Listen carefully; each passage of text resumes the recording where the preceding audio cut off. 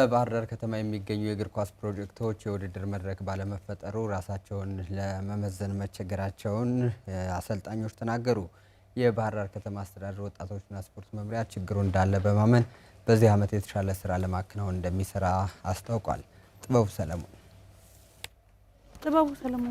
የውድድር እጥረት መኖርና የመለማመጃ ሜዳዎች እጥረት የታዳጊ እግር ኳስ ተጫዋቾችና አሰልጣኞች ፈተና እንደሆነባቸው በባህር ዳር ከተማ የታዳጊ እግር ኳስ ፕሮጀክት አሰልጣኞችና አሰልጣኞች ጠቁመዋል። ውድድር በነበረባቸው ወቅቶች ከ7 ያላነሱ ተጫዋቾችን ለባህር ዳር ከነማ እንዳበረከተ የተናገረው የአህዱ እግር ኳስ ፕሮጀክት አሰልጣኝ ሀብታሙ አለማየሁ የውድድር ጊዜ መኖር ለአንድ አሰልጣኝና ተጫዋች የማይተካ ሚና እንዳለው ጠቁመዋል።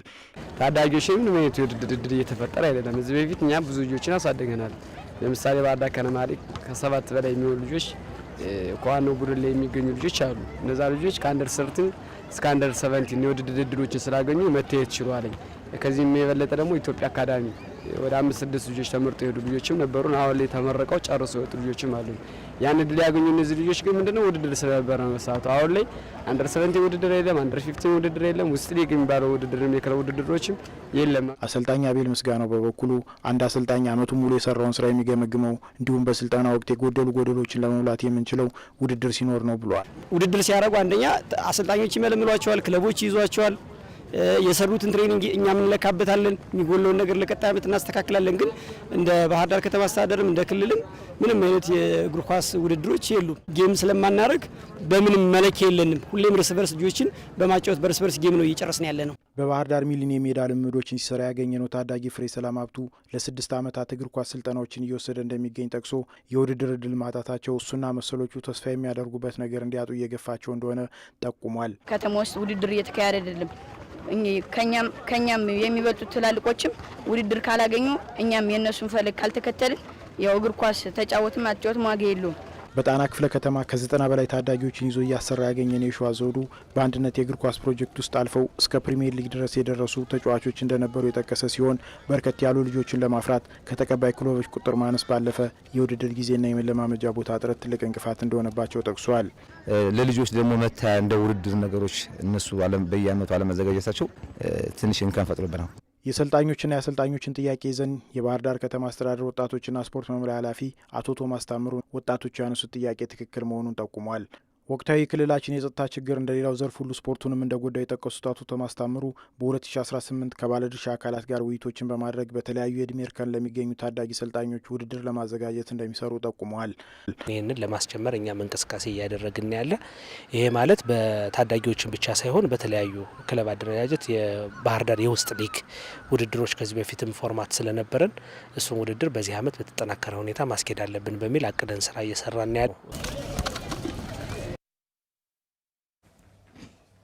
ዜና እረፍት። ፌዴራል ረዳት ዳኛ ደረጃ መራ ከዚህ ዓለም በሞት ተለዩ። የኢትዮጵያ ፕሪሚየር ሊግን ጨምሮ በተለያዩ የእግር ኳስ ደረጃዎች በዳኝነት ስራ ያገለግሉት ፌዴራል ረዳት ዳኛ ደረጃ መራ ትናንት ምሽት በድንገተኛ አደጋ ህይወታቸው አልፏል። ከ2000 ዓ.ም የዳኝነት ሙያን የጀመሩት ረዳት ዳኛ ደረጃ መራ በ2005 ዓ.ም ፌዴራል ዳኝነት ስልጠናን በብቃት ተወጥተዋል። በዚህም የተለያዩ የባህር ዳር ከተማ አገር አቀፍ ውድድሮችን መምራት ችለዋል። የአንደኛ ሊግ፣ ከፍተኛ ሊግና ከ20 ዓመት በታች ፕሪሚየር ሊግን ጨምሮ ሌሎች ውድድሮችን ሲመሩም ቆይተዋል። ከ2013 ጀምሮ ደግሞ የኢትዮጵያ ፕሪሚየር ሊግ ጨዋታዎችን በረዳት ዳኝነት መርተዋል።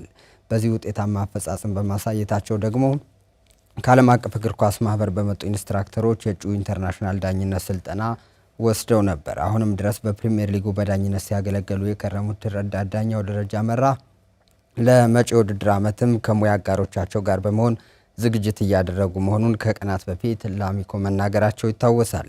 ፌዴራል ረዳት ዳኛ ደረጃ መራ የአማራ ክልል ዳኞች ማህበርን በአመራርነት ካገለገሉ ሙያተኞች መካከል አንዱ ሲሆን ከዳኝነት ስራ በተጨማሪ በባህር ዳር ከተማ አየለሽ ደገፉ መታሰቢያ ትምህርት ቤትም በመምህርነት ሙያ ሲያገለግሉ ቆይተዋል።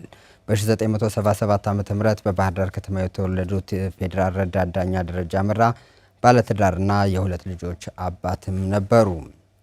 ትናንት ምሽት ግን በድንገተኛ አደጋ ህይወታቸው አልፏል።